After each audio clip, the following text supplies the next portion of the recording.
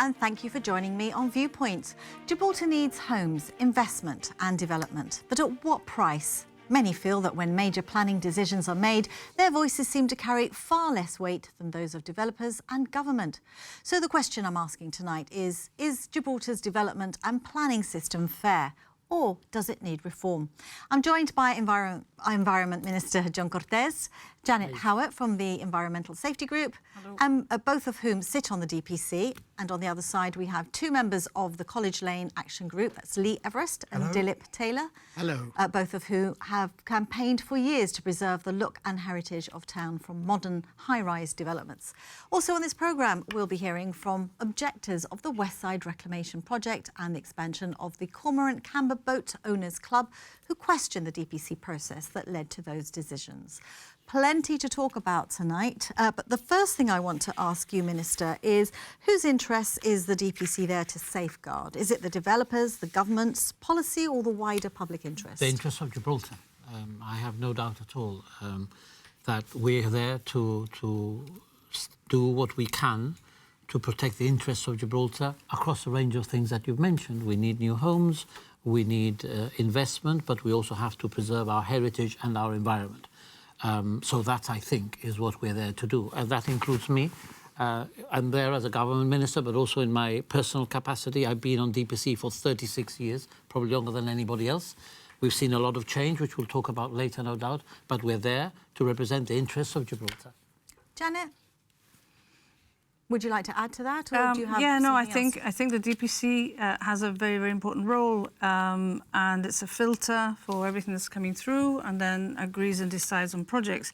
But it's only as good as the tools that they're given. And so I think a new development plan, which has been talked about and is sort of halted or slowed down very much. There was a lot of consultation on it in the preceding couple of years. It's sort of ground to a halt.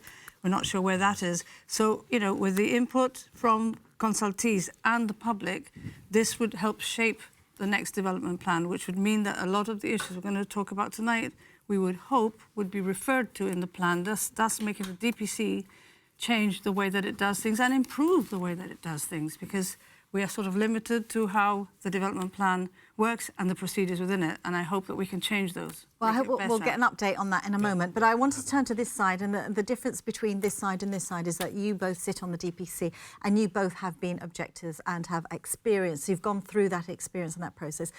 Tell me your thoughts. Well, unsurprisingly, I don't agree with what's been said. From an objector point of view, I think the DPC at the moment is not fit for purpose. I genuinely don't. I'm talking about the process. I think, and I've said this for a very, very long time, it's a two-tier system. The whole planning process favours the developer. It's very, very difficult to be an objector. And I think when you had a look, I only listened last night to the Westside reclamation DPC, and that just further enhanced my view. What went on in that meeting. Well, if it wasn't for Janet, it would have been a complete rubber stamp. And considering how controversial that project is, it's not really good. And it needs the whole system, top to bottom, desperately needs reform. OK, we'll try and get some points from you afterwards as to what you think needs reforming. But first, I'd like to hear from Dilip. What are your thoughts? Well, my thoughts are, and always been, is since we've gone on what I call Zoom meetings, there have been lots of glitches, and the key points sometimes have been numbed through technical difficulties. And I think we should revert back to person appearing and talking face to face. Many a times when objectors have been allowed to come on but can't get on, and they're delayed and the tension builds up and everything else, this is a serious problem. Absolutely serious. The online meetings is a big part of this agenda today, and also the DPC plan. But first, I'd like to offer the Minister the chance to respond to what Lee has said. I think we want to look at the DPC in its historical context. As I said, I've been there 36 years. Firstly, representing an NGO as an environmental activist, which I think I still am. And later, obviously, as a minister. And in the early days, until this government changed it completely, it was chaired by a minister. It was done in secret. There was no opportunity for objection. The ESG wasn't a member. I remember having been threatened by certain members of the Commission during meetings. I actually walked out on one and refused to attend any others because I thought that the process was not being done fairly. We've come a long way from that. It is now public. Objectors can represent. I don't agree that the balance is the way that Dee says. There have been major projects that have been thrown out by DPC, and there have been there's been a lot of development, for example, in not allowing high-rise buildings within the city centre, respect for heritage, things that have been thrown back and then reconsidered at future meetings to provide more for the environment. So I think it is a very dynamic process. I think it works. Can it improve? I always, when I'm asked something, can it be done better? I always say yes, because everything can be done better.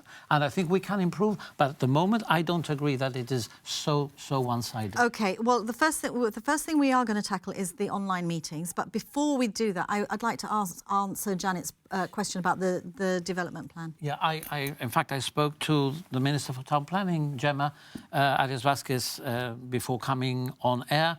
And she confirmed that this is progressing. There has been an update. It's been 2 years since the person was commissioned to do it. Yeah. These processes are long. There's been a lot of consultation. It is progressing. There have been meetings this week. There are other meetings next week. And she assures me that it's on track and we will be seeing it very, very soon. What does very, very soon mean? I need to ask her the detail. Yeah. There are some meetings still to be held because it's quite a wide range of people who've been consulted. I know that Janet has been consulted and there have been lots of I think really helpful meetings. Are you happy with that response? Not until we see something more substantial. I mean, we've written to the Minister for Planning over the last couple of years to sound her out about getting support for the resumption of physical and online meetings. In the UK, COVID put a stop to physical meetings and turned to streaming. But once COVID passed, they returned to both as a very viable option. And I've had this discussion with members of John's government about why can't we do both in Gibraltar. And, you know, I know that the meetings can be long and that it's difficult to pin people down for that long length of time, but particularly when they are long, it's because they are large projects and the large projects require a lot of time and a lot of discussion. You know, the town planners do a lot of work. They prepare, they sift through loads of information and they present their planning paper. That is after a lot, but that should not be it. There should be discussion on what has been presented because, hey, you know, you might change your mind or you might learn something from a discussion. It cannot simply be that it's delivered and you just vote to support, you know, what has been stated. There's a lot of discussion with there for hours. Well, but it's not the same. It's not the same as it used to be. You're making the point on the online versus present, no? Yes. Yes. Minister, we will hear back from you in a moment. But first of all, I think it's the big projects. And the big projects, you know, we used to have the technical people present. There used to be opportunity to really go into depth about the issue. So, like, we've urged the objectors to seek a meeting with the minister. Why? Because they have a set of concerns that they did raise in their objections at the time of the town planning. But obviously it went through. So, but those objections are very, very real for people, the hundreds of people who live there. Yeah. But you're talking about one specific project. So they should get more information from government through their minister. Okay. Through their minister. I think we're confusing issues here. Let's talk about the online meetings versus the physical meeting. Yeah. We're just going to hear from a lawyer called a solicitor called Ian Farrell, who touches on this point, as well as another point about streamlining applications, which I then want to come on this side, because I think, Minister, it's important to hear what people say first before you are able to respond, and then that way you can respond to everything. So Janet has begun the discussion about the online meetings, and here's Ian Farrell. He's a solicitor. He has represented clients at the DPC on numerous occasions, and this is what he has to say about it. Well, I think the first thing that should be stressed from the outset is when we're engaging on any conversation to do with the functions of the DPC, we would need to see a move back from the virtual meetings which are currently being undertaken by the DPC and make sure that there's a move back to the Charles Hunt room. The public meetings are important. It breeds transparency and it gives people the chance to read the room in a way that you cannot really read the room under the current structure of the virtual meetings, which are obviously in place now. And what do you think about the process of actually reviewing applications? Well, I think by reviewing applications, I suspect we are looking at a system, some form of filter system. And by filter system, I mean making sure that when an application is tabled, it has to be compliant. And by compliant, it needs to ensure that it is not in breach of any of the legislation which we have currently enforced in Gibraltar, for example. We have the Gibraltar National Parks Act, we have the Heritage and Antiquities Act. These are in place to protect and enhance historical fortifications, our city walls.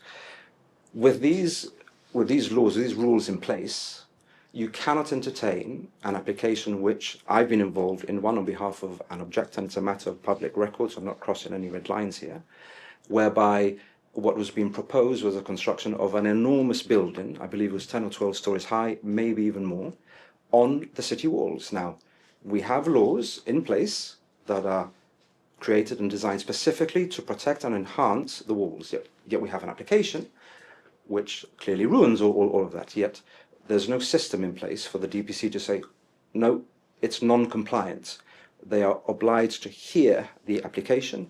Therefore, what does that mean? That means that I would get instructed, as well many other people would do too, to appear on behalf of the objectors, to send letters, appear at the DPC.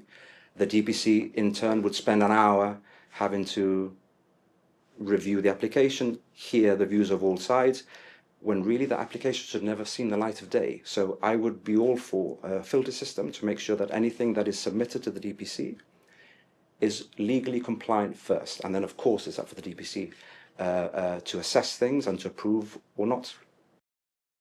Ian Farrell there speaking about two issues. Firstly, the return to physical meetings and also the importance of having legally compliant applications, non-compliant applications thrown out before. That's his opinion. I'd like to now go on to this side. Let's tackle the first one. What is the difference between online and physical meetings, and what's your preference? Well, I mean, clearly they have to go back to in-person meetings. I'm flabbergasted they haven't done it already. I'll give you an example from when I did my own DPC meeting in January. Something was said that I didn't agree with. I was cut off. My mic was muted. I mean, out of the last DPC meeting you had, 3 of the 7 people didn't connect. So that was 3 people who were going to have their objections, couldn't speak.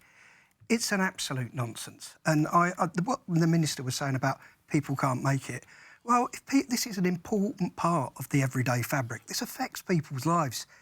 If people can't make it, they shouldn't be on the DPC. It's as simple as that. It must be... I thought... apologies. I thought you said that it would be if it was a long meeting that some people couldn't make it and stuff like that. I didn't say that. Oh, well, I withdraw that then, sorry. But my view is, you know, this is far too important to have it down to technical bugs and basically to stop the free speech by muting the mics. It's not. And what the gentleman said, both points, absolutely correct. OK.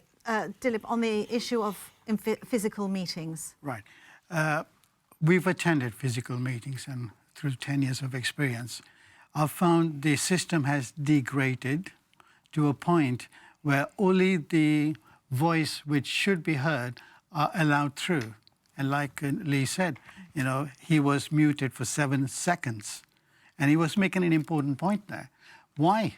Why can't we just have a free speech and get on with it? Let's ask the Minister. Yeah, look, there's an implication there of impropriety, I think, but you do accept that it's technical bugs. The chairman is the town planner. Sorry. No, I don't think, because I work in tech industry, that mic was muted deliberately. Okay, well, I really am quite shocked at that, because the chairman is a town planner. Neither am I. We know, because we've experienced with DPC. I haven't noticed that, but the chairman is a town planner. That shouldn't happen. I would assume it's a technical bug.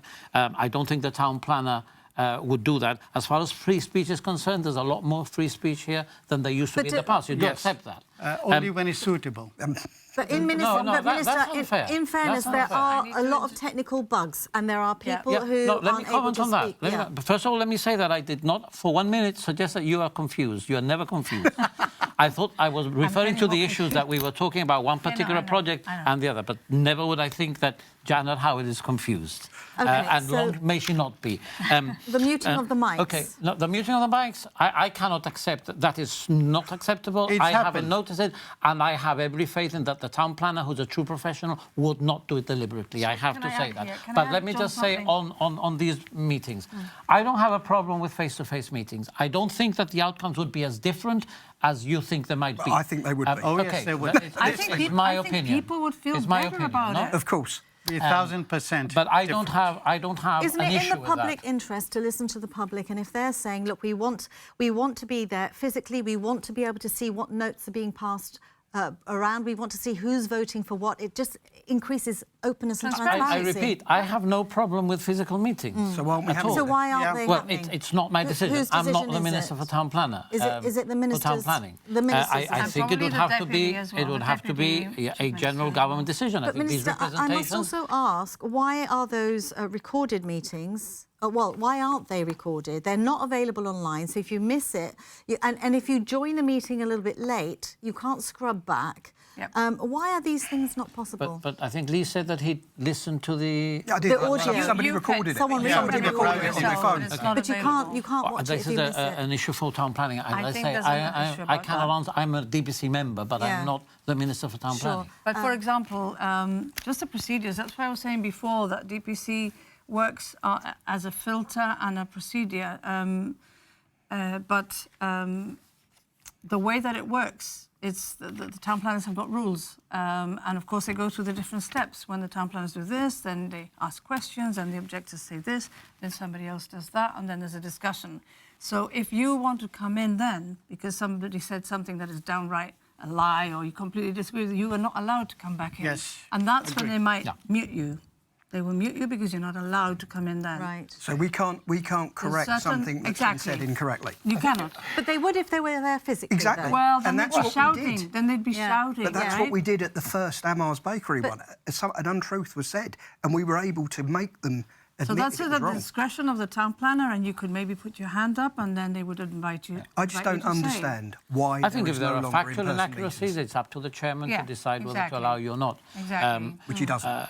Shall we Well- move on to the next point, or No, I'm it's down fine, to the I'm town fine. planner? Let's talk about the next point, because this is something that both of you agree with, that you feel that, and yourself, Dilip, you had to spend money defending the right to light for your property when the application you believe shouldn't have gone through in the first place. Agree. The reason why I mention this is because I'm directly affected. When the planners put in or submit their plans, they only give you what is beautified from angles, which is looking very perceptive and things like that. But then when you look at all 360 degree, there's lots of things in there which people don't realize. The daylight is almost gone. I mean, I would have lost 60% of my daylight.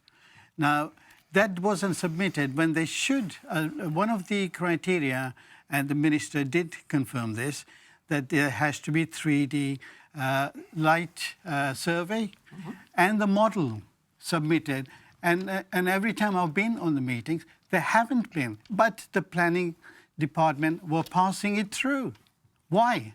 Well, look, I fight developers very hard, and I'm not particularly popular with them because I do throw a lot of things back.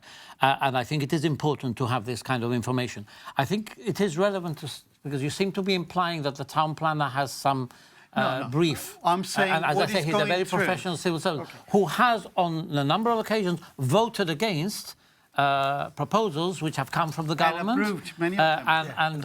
And many approved. But So- it's free to vote in either direction. Okay, can I go back to basics? Yeah. When a developer submits and is submitted on particular address, 13 College Lane, but the submission is done 13A College Lane. So people looking at 13 College Lane, they can't find it because they're not aware that little character has been added afterwards. There's a proof on this, and you can find that. And you find they say, oh, it's not there. So they have to personally go to DPC office and ask them for it eventually to get the answer. because the address is not right. And I feel very, very strongly on this one that there has to be transparency on this one. Why take on something which the DPC know the address is not correct or has been altered slightly where people can't find it? You're being very specific on a I am, particular I case am. May I that, give that you an I'm example? not, Am I allowed to familiar give an with the example? No, but administration. That we- is not the DPC, that is the Town Planning Department, and there is a distinction. Yes, there is Okay. a distinction completamente. Do you want to just Totalmente. explain that distinction? Well, no, because for I've had viewers? problems sometimes finding projects as well. Yeah. Because a letter, but that are errors. That is nothing sinister. But I think the or issue... anything. the- That looks- Disagree. Okay. But The there are issue is errors. town I mean, planning maybe and DPC in then. your case, But- Yeah. because you were like Let's hear from mounting Lee. a battle. So let you know, me- you were But right to feel DPC whichever we can want, but see that there is a change in address. Yeah. So can I The give address can I give which is published in all the telephone directories and everything, they can But see. that's a town I- planner to spot. That's not the Development and Planning Commission. Can I give an example? Okay. The Haven, Yeah. 36 Limewell Road. That's what it said on the notice outside. Mm-hmm. We did not see the plans because they were filed under 36A Limewell Road. We instructed somebody from Lillencool to write to the town planners asking them to defer the meeting. It's there, it's on record, we've done it. Yeah. We couldn't find the plans to object to them. So we went into that meeting, me and Dilip, Yes. yeah, objecting to something that we didn't know. We were told by the lawyer there is no way they can proceed with this. They have put the wrong address. You couldn't find it. What were we told? Town planning turned around and said, oh, no, we disagree. Not only did it carry on, it was passed. Okay, but that is the Town Planning Department. It's a different discussion. So why to was have. you on the And DPC didn't stop it then? Why? Maybe we weren't aware of that. But it was told- you were told that you were all given an but I email do recall beforehand. that project in itself was a much higher impacting, and it has been scaled down as a result of the But DPC that's- project. but The Minister, with DPC does respect, that's actually not the take point. some good decisions and has rejected some projects which people thought the government, If which I is not put, the if I DPC, put wanted a to get planning through. form with Just the wrong a point. address, it wouldn't be allowed. so Just a point on this one. No plans were submitted, no details were submitted for Haven, but plans were approved even before the details were I don't submitted. recall the detail See, of that particular... we But do can lots we of also- You're obviously affected by that one, and you're using that as an example. Yes. But But the it's- DPC but does it's do something a we're lot told of good doesn't work, happen. and It's there's a lot happened. of toing and froing, and a lot of throwing I back think- and improving of development. I think we cannot just focus on your particular and I obviously think legitimate these- concerns Yeah. on one particular Yeah. case. These If are it happens frustrations. with one, but it could happen with others. if we could go also back to the point that Ian Farrell mentions, Minister, why is it that some applications are considered by the DPC when they clearly breach town planning regulations? Well, again, Why are this they is not this thrown is a out? matter for town planning, and this is Ian's legal opinion on some of the particular cases. As a member of the DPC, I received the papers. I am not involved at the assessment beforehand, and if it's something that does not comply with regulations, then the objector and the town planner, and very often the town planner, will object to some development. But when you make your decision in the DPC, do you not take these things into consideration? Of course, we take everything into consideration. Just today we had an item that had been refused before and was in front of us, and so I called. I wasn't the only one, but I called it out. I said, And "Why it are was why are refused we again. here?" And it was refused, but it did come back again. You It know? was refused again on So we said heritage no. grounds. On heritage And grounds. there was Exactly. another issue in which ministers voted in one direction and was rejected, which proves that, you know, ministers are not controlling the But process. Minister, going back to my own DPC appearance in January, I listed 2 clear areas on the height of the building, yeah, about what was wrong with the application. The 3D elevation wasn't there. I messaged Gemma about this in May last year, had a meeting with her about this in May last year. She told me, I quote her, impossible that this will proceed if it happens. Not only did it happen, it was accepted, I pointed it out, and nobody said anything about it. But you're referring to one particular But it's example happened, out of Minister. thousands. But they Because are we're not examples. aware of And that, I thousands. think, is actually the exception and not the rule. Oh, please, come on. No, seriously. As I say, I've been there 36 years. These things New don't development happen. plan Sorry, we can- don't agree with that. No, so they have one You're lovely offended elevation because there's going to and be a the rest of the development next elevation's to not your there. property, and I totally understand that. Totally also, understand do that. you understand but you why can't there's apply no that faith is in the the situation with Okay. just One every point. project. Okay. One point. Yeah. DPC had a private meeting with a developer, DPC. No, town planning. town planning, sorry, had a private meeting agreed on certain things, and then they came back and approved the plans. Is there a perception that projects are rubber stamped before the Absolutely. Absolutely. objectors go? Yeah. And also, that no, is but actually it's a pers- offensive why is to it- me as a member. I can't speak why to is it Janet, just and to one- all the really, it's a perception. all the Well, no, professionals why and is the it just- NGOs Yeah. Why is who it are just there, one person independent disagreeing bodies. and 90% are agreeing to it? No, they one don't. is It making doesn't a comment happen on like that. I mean, I'm amazed sorry. you don't have just two people That is- turning that up is so they can outvote disrespectful to Janet. the Oh, member okay, of one the at- one at a time, I one can't at a time. accept that. It's Okay. not a rubber stamp. There are many. I go We to a feel it meeting and I is. don't know what the outcome of that meeting is going to be. I think that a lot of these problems are happening because we're online. I really believe that because when I've only been on there, not like John, for many decades, but I'm I tell like you, 15 years since we put you in there. 14, 15 years, Well, you right? need more like Janet on there. 14, Absolutely. 15 years, no? Yeah, And- because like Ian Farrell I'd says, like you Janet. can't read the room, so you don't. yes. It breeds perhaps suspicion what's going on here because you Well, can't see what's because going you cannot on. communicate well enough, as they were saying before. You can't hear people well enough. Delays. At last meeting, we had an hour and a half delay. And it was ahead embarrassing, of that a last huge meeting. project that was going to be very difficult. It was That was a embarrassing. huge technical problem. Absolutely. They right. asked embarrassing. questions, and the only But- person who but- was asking was Janet. There was silence. It was embarrassing. It was such an unpopular and controversial product. Is that the project. Westview- Yeah. Westview And the Reclamation. only one asking questions, as per usual, is Janet.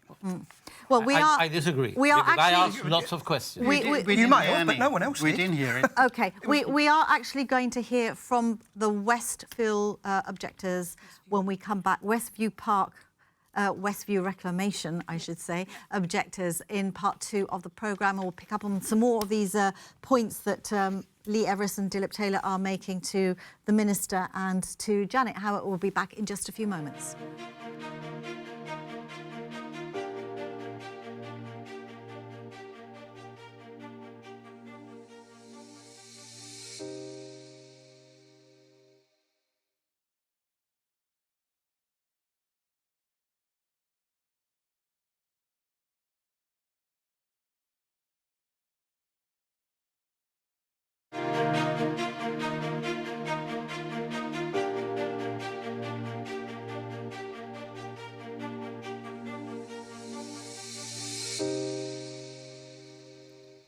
Hello and welcome back to Viewpoint. We're talking about the fairness of the planning system in Gibraltar. We have 2 members of the DPC here with me, John Cortes, Minister, and Janet Howitt of the Environmental Safety Group. And we also have 2 objectors, Lee Everest and Dilip Tailor.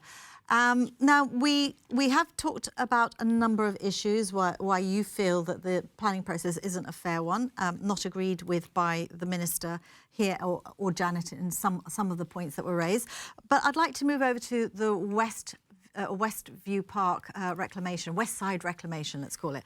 Now, we're going to hear from some of the objectors. That project, 47,000 square metres of reclaimed land, got the green light at the DPC last month.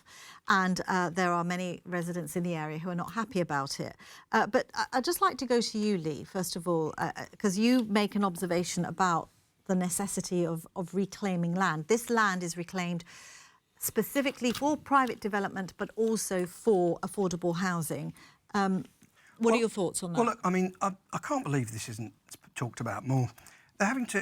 The minister actually said at the last DPC meeting, and he made a fair point on that point, that he voted for it because he believed there was going to be some affordable housing in there. There's a very, very simple argument to this. Don't sell the land that we've got already to private developers who are building apartments that the normal, average Gibraltarian local cannot afford, who then push up the prices within Gibraltar for housing and rent, and then the government has to spend tens of millions of taxpayers' money building more 50-50 housing. They shouldn't be having to spend the money, taxpayers' money, to reclaim that land. This is at the heart of the whole problem. OK, let's let the Minister respond to that. Well, I think reclamation is something that is necessary for Gibraltar. We have to increase our land bank. And there isn't enough in the areas that Lee has determined or mentioned to provide the amount of affordable housing that we're going to have. My latest information is that it's going to be virtually 100% affordable houses. We have to house our people. I made it clear at that planning commission that my main consideration in being in favour of this was the fact that we're having affordable housing there. Also, if we're going to reclaim... Would you not have been in favour of it if it hadn't been for affordable housing? I would have been in favour of it in the sense that I wouldn't have been against it because I don't agree with the environmental objections, and I can go into that now. Okay. Because I can say that if we're going to reclaim, the area where this reclamation is going to be is the one which is least significant for the environment. The seabed there has nothing significant, which it would have had if we went to some other areas, which are more natural area. The question of the limpets is not an issue. I could spend hours talking about it, but it is not an issue. And therefore, I think that if we're going to reclaim, and I think we do, because the people need to have places to live, the place will be designed and there will be all sorts of facilities and so on. And we also have to remember that the people who are complaining, and I understand why they're complaining, it's going to be uncomfortable during the time of construction. And we have to make sure that it's all mitigated and there are very, very strict controls on what happens.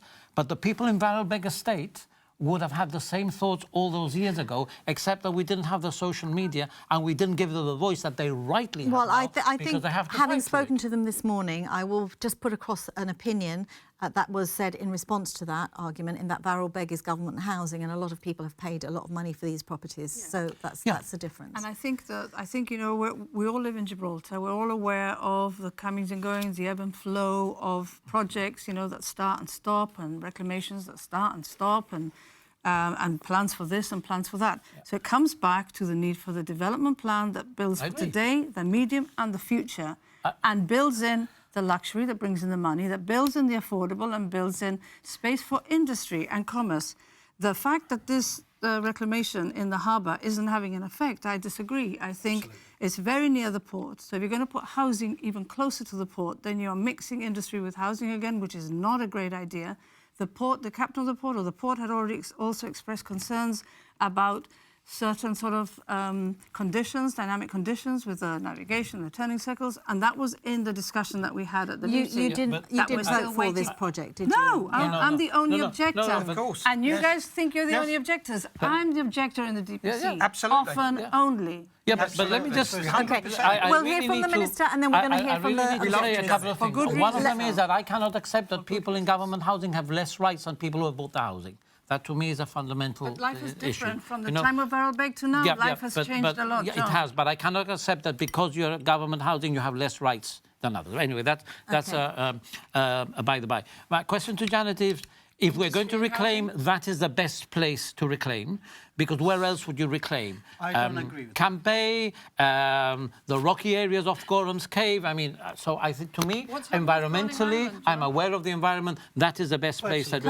Curling Island? You are reclaiming land. That is also needed. But it's just piling up into Yes, another of course, mountain. because we have an issue we have an issue in exporting rubble, which everybody knows. Exactly. Which is not an issue of our making, and it's an issue we're trying to resolve. That's a bigger picture. Do you just want to... My concerns are there are 3,000 odd families living there.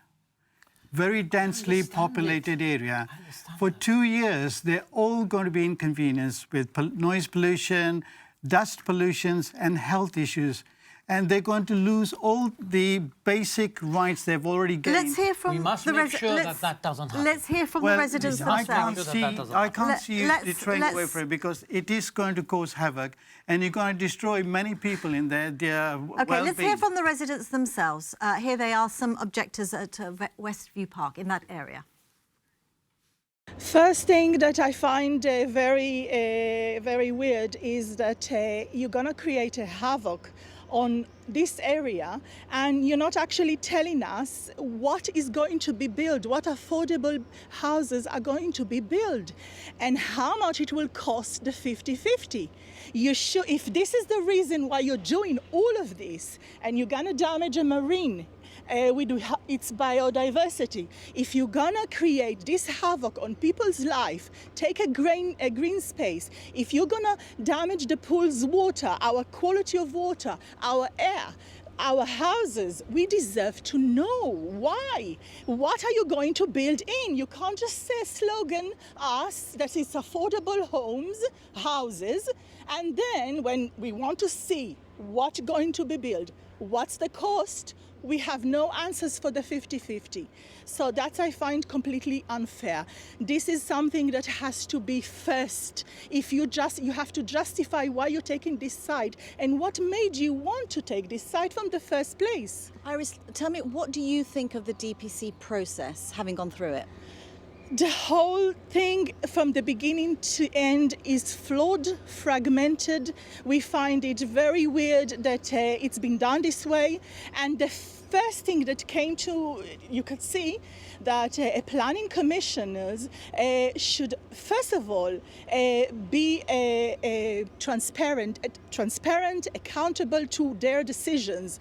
And it's part, the pillars of a society, democratic, is to be transparent and accountable. Now, if you're going to do something like that, you need to make sure that will be less conflict of interest. Now, 2 ministers of this government are leading a project of the government, which we find completely unethical, completely biased, and it should be impartial. Well, there shouldn't have been 2 ministers on it for a start. It's hardly impartial, is it? And I'm sorry, having it only online is not acceptable. And giving objectors only 3 minutes when proposers get 20, by the way. The proposers get 20. And those objecting only get 2 minutes. It shouldn't only be online anymore, because I'm a technological idiot. I'm useless at things like that, and I'm sure there are many people who are worse than I am, and much older and have better things to say than I do. My objection is that I'm sure it's going to affect the Gaza. It'll become, for me, I'm not an expert, but it'll become like Ocean Village. The water would be green, stagnant, and eventually would have to close. That's what I think. And when I've objected to that, always the answer is, oh, don't worry, we'll find a solution. But you find a solution before, not after the reclamation is done. The children's park is going to be closed down because it will be used like a lay-down construction area. We will be having 80 trucks per day, bringing sand and stone, coming down Harbourview roads. So imagine, that will create traffic, will be another problem, because we already have traffic problems with the Morrison trucks. But imagine all those 80 trucks a day full of sand or gravel or whatever. And that area of the park, which is also very much loved by the whole community, will be closed down. And yes, they say that they will extend the park. We haven't seen the plans. And this is the only partially shaded park in Gibraltar for kids. It was rushed through. There was insufficient information available to the public. That's the biggest thing, is what are they hiding? Because I'm not a conspiracy theorist, but I know when I'm not being told the whole story. And we were definitely not told the whole story here, because all we know that's going here at the moment is the reclamation. What's going on it? Is that going to be another salami slice again? The people have to know all the process from beginning to start, with all the reports being available. Furthermore, the Aqua Reef report wasn't given to us on time. We didn't know the whole picture of everything. So the objectors were finding it fragmented, and every time they have to ask. Now, on that side, there is the issue of the process within. When you go to object, people were given 3 minutes to object. 3 minutes is not enough to tell your case and explain what it's all about, and to be able to object properly. It's completely unfair. I went to the DPC the 3 times. I went to object for the fuel lines application, for the demolition, jetty demolition. I made a point that I thought it was all linked, but they said, no, this is a standalone application, which it wasn't. I said, shouldn't the main project be first discussed and approved before doing that? Because all these are enabling works. They are enabling the main reclamation project, you know, so you're going to make it very difficult later on, you know, to object to this. A lot of the ones who are supposed to protect the environment and supposed to actually be there for the environment, it's completely silenced from a lot of organizations. And this is a marine ecosystem, and we have the Patella ferruginea that is an endangered species, and it's protected by law. It's so endangered, it's protected by law. She's responsible to our quality of water. There's a lot of biodiversity that has to be kept and is protected by the law. So all of these things are affecting our water quality, our quality of life, and the usage of by the rowing club, by swimmers, by Gasa pool. Everything is all related, and it will degrade us. We will lose the park for a long time. Firstly, because the children's park would be a laid-down area for construction, so that would be unusable. This part of the park probably also will, with all the construction, dust, noise, etc. going on. And initially, they've said in their documents, 18 months, that won't be. First, because we all know that reclamation land or sand needs to sit before you can even build on it. So we're looking at more of a decade before we actually see the houses built. People will have to wait another decade for housing.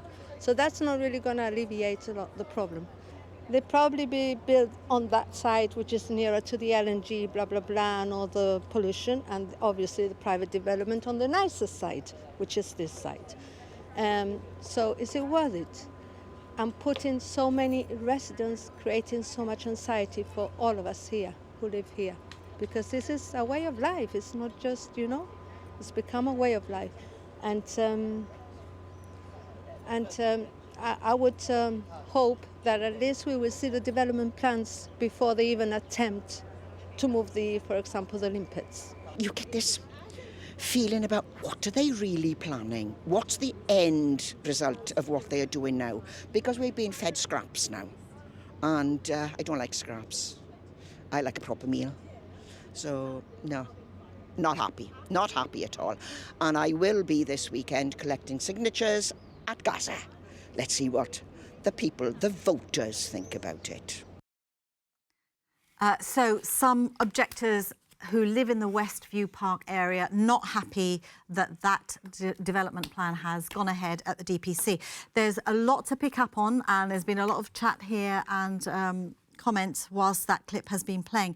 The first thing I'd like to put to you, Minister, I think, and there is everyone is welcome to speak up on the issues that they want to pick up from that. But the first thing I have to put to you, should ministers serve on the DPC, particularly when it's a government-led project? I mean, surely you must be there to sort of push a government project through. I have actually voted in the opposite direction to our other ministers, and they're in my personal capacity, using what I think is a wealth of experience for the better of Gibraltar. So I don't think there's an implication there. I think we have proved only today that two ministers can vote in one direction and the project can be rejected, so it is not a rubber stamp at all. I think ministers have a responsibility. We are elected by the people. We have a responsibility to represent the views. I sit on DPC representing the people, and I fight for the people, and I fight the heritage corner, and I fight the environment corner.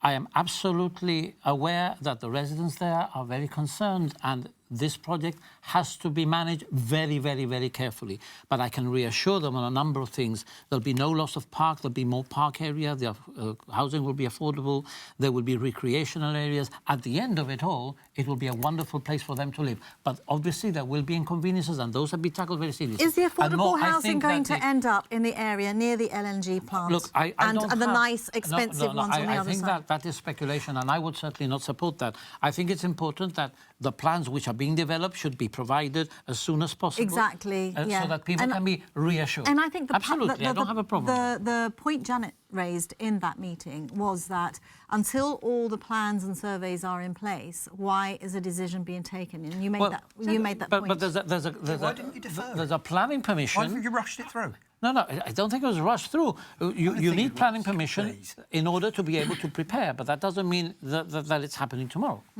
But I think all this. I mean, I've been talking to some of the people in those interviews and giving them lots of information, because the impression at the beginning was that there was no information available.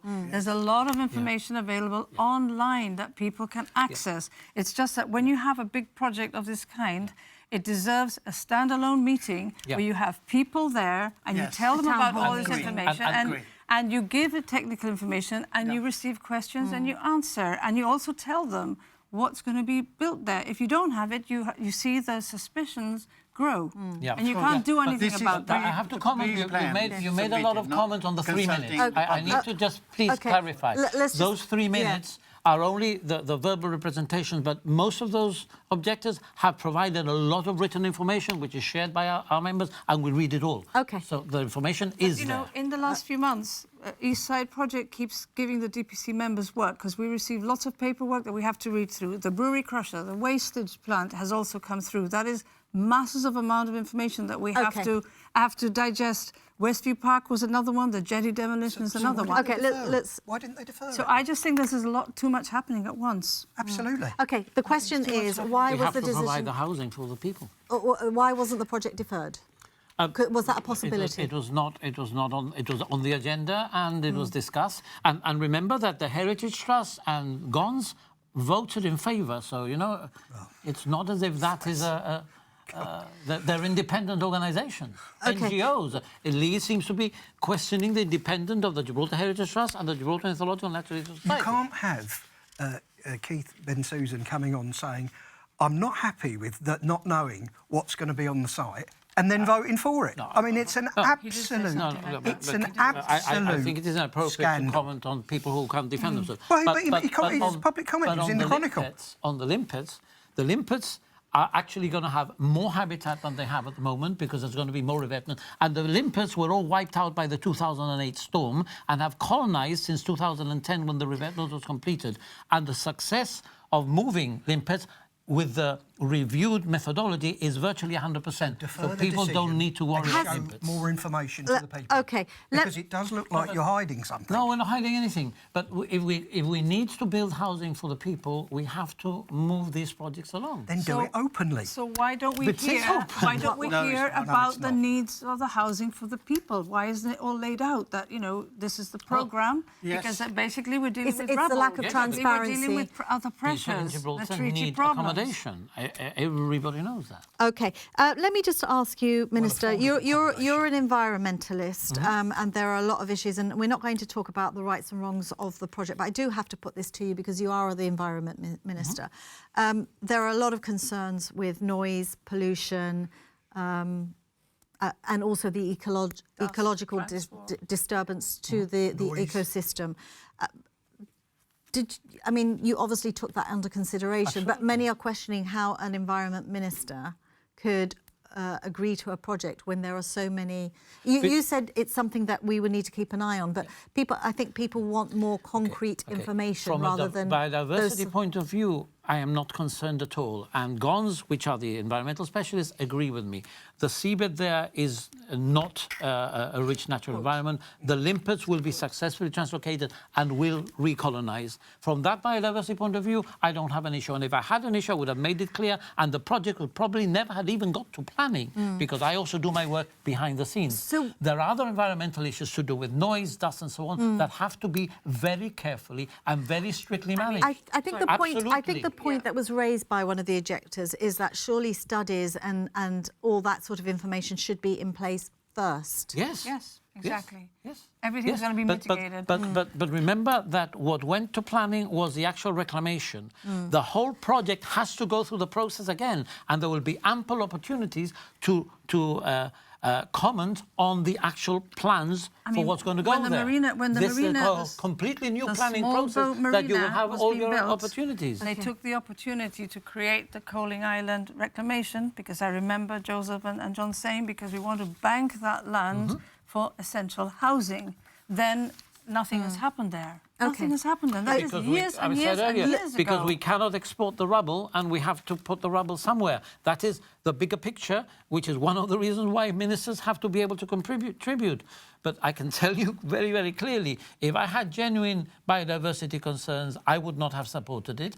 And I do repeat that that project has to be managed Okay, very, let's go to this side. Let's go this side. Well, I mean, it's interesting that the two members of the DPC who were actually asking questions and giving answers at that meeting are sat here, whilst the 9 other people sat there in absolute silence and asked no questions at all. Why? Why? Because it looks to the public, it looks to the people outside that it was a foregone conclusion. And it adds to my view that we have a 2-tier planning system. Okay, let's hear from Dilip. You have independent people from NGOs, you have professional civil servants who are true professionals, who sometimes vote against the government. Okay, so it's not a rubber stamp. let's hear from Dilip, please. En la vida, Dilip. Wasn't En la vida, a public consultant, a public meeting where people would say, you would tell people not through Zoom, not through internet, because loads of them don't do that. So you go there, you tell them what your plans are. Exactly. Make it very obvious. Exactly. Make it very obvious what your intentions are. And listen to what they're saying. Well, I'm here as a member of the DPC. No, but what I'm saying is, not at my the moment, project. but you're to in the me, government. all these I'm in the people, government, but Kim there are other and- ministers who are leading the Kim project. and the group were saying we had to look for this information. They didn't know how to find it. They had to do all that.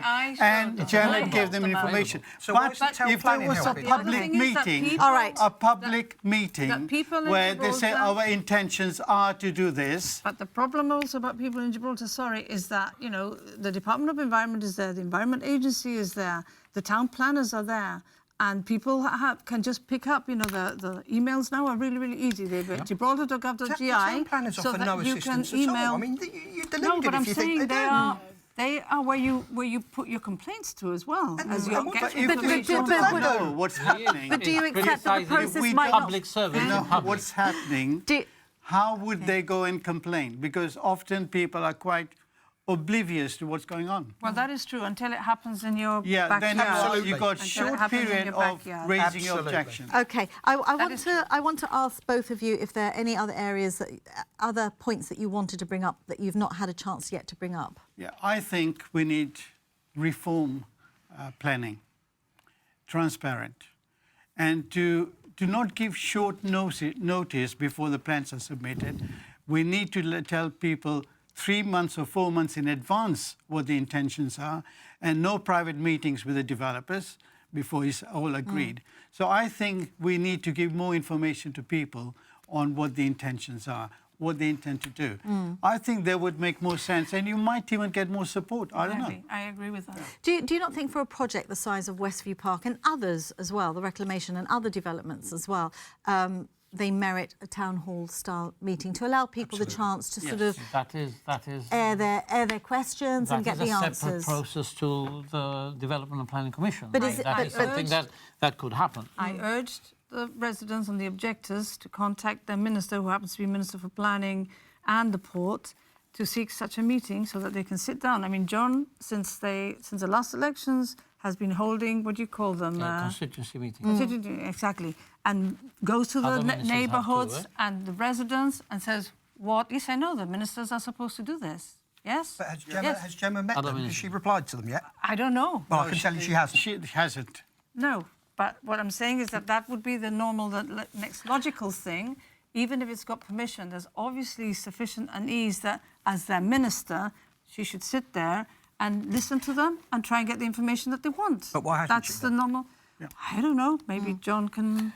Well, I'm not familiar or aware of conversations. I mean, Gemma is very engaging, and I'm sure that she She's would. having a lot of town hall meetings Let me now, ask isn't about she? the correlation between the She is town clearly planning... dealing a lot with Businesses, the yes. business and the impending treaty, which Sure. is taking up a lot of her time, and this is something Yeah. that we have to understand. Let me just ask a very quick question about the correlation between town planning and the DPC.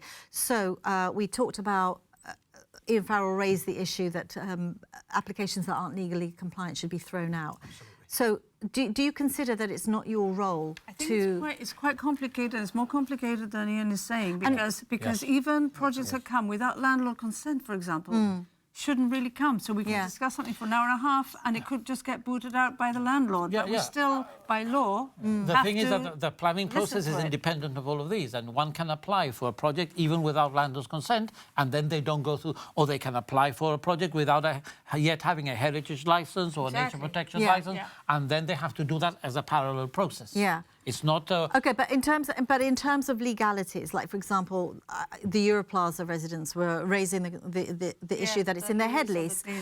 Certain conditions are in there. That was being breached.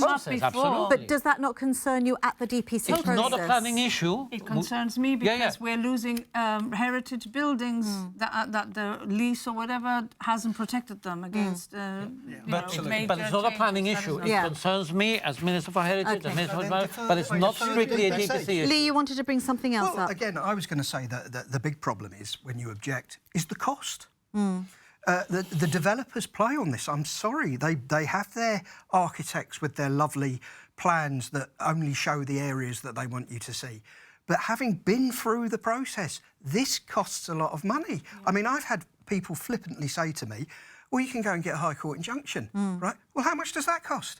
So why aren't the developers, who are sometimes making millions from these developments that are affecting local residents who seem to have no care at all about their quality of life, why isn't there some sort of fund, or, dare I suggest, we have a town planning that actually helps the people who have one working with the developer, one working with the objectors, and here's one for you, John. Why don't they do it for free? Why can't they do it for free to help the people who are objecting? Because I'm telling you, if you try and get somebody to object, 99% of the people wouldn't know how to do it. OK. We're closing the programme now, so I'd just like to get your final thoughts. Dilip, you said that there should be reform. Specifically what areas? Just bullet point them. Transparency. In bullet points, how do we go about objecting? Where do we go? What to find? This information is available, but it's not readily available. Town planning should advise you. Well, yes, but I'm finding... They've got more crew now. They have more staff now, so they are more able to help them. Before, they've always been really stretched. OK. All I'm saying is pre-warning before the planning is submitted to the public. Lee, final point. The system is not fit for purpose, from top to bottom. You need to employ more town planners. You need to have more transparency. This everything's rosy in the garden attitude that I've heard now from 2 government ministers on this just simply isn't happening. You need to listen to the people. You've seen it today. The whole system needs to be changed. Get rid of the yes men and get more people like Janet on there. OK. Janet, if I were to ask you what reforms would you like to see, you've already said you believe they should go back into in-person meetings. Anything else? Yeah, prioritise the new development plan. I think that's really important because then all these ideas and recommendations and gaps can be included, and that will help the whole process. Greater public participation, particularly large projects, and this should be happening already. You know, I itemised 4 projects that happened recently that bogged the DPC members down, never mind when the public just get to see it at the last minute as well. There's too much information to digest, so things should be staggered.